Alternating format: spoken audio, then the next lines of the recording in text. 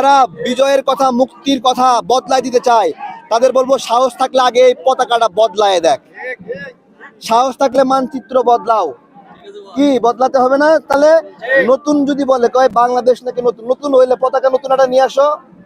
মানচিত্র বাংলাদেশ যা তাই আছে, যারা অন্যায় করেছে তাদের বিরুদ্ধে আমরা লড়াই করছি, আন্দোলন করছি, তার মানে মুক্তিযুদ্ধের ইতিহাস মাটির সাথে মিশায় দেবে। এইটা আজকে প্রমাণ যে এই সকল রাজাকার শাবকরা বলছে আজকে শোক দিবস। এই যে শোক দিবস না বিজয় দিবস আজকে? এই শোক না বিজয়? নির্বাচনের ট্রেন শুরু হচ্ছে। এই যে নির্বাচনের নামটা আসছে দেখেন, গত বছর নির্বাচনের সম্ভাবনা ছিল না, এই শহীদ মিনারের লোক কম আসছে। যেই নির্বাচনের ঘোষণা দিছে আর সব মানে যারা সন্ত্রাসী উগ্র তারা নরম হয়ে আসছে, শক্ত শরীর আর নাই, সুর নরম করে ফেলছে। নির্বাচন দেশকে শান্ত করে, নির্বাচন যত বড় রাঘব বোয়াল হোক তাকে নমনীয় করে, জনগণের কাছে মাথা নিচু করে নির্বাচন। ঠিক আছে, এটাই একটা বিষয় যে এই স্মৃতিসৌধে আজকে সবাই স্বাধীনভাবে আসতে পারছে।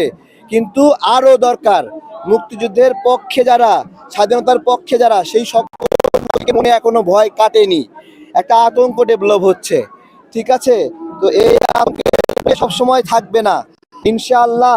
যতদিন আমাদের এই পতাকা আছে, এই পতাকা যতদিন আছে ততদিন মুক্তিযুদ্ধের কথা চলবে, বিজয়ের কথা চলবে, স্বাধীনতার কথা চলবে। শোক না বিজয়? শোক না বিজয়? এই বাংলাদেশ না পাকিস্তান?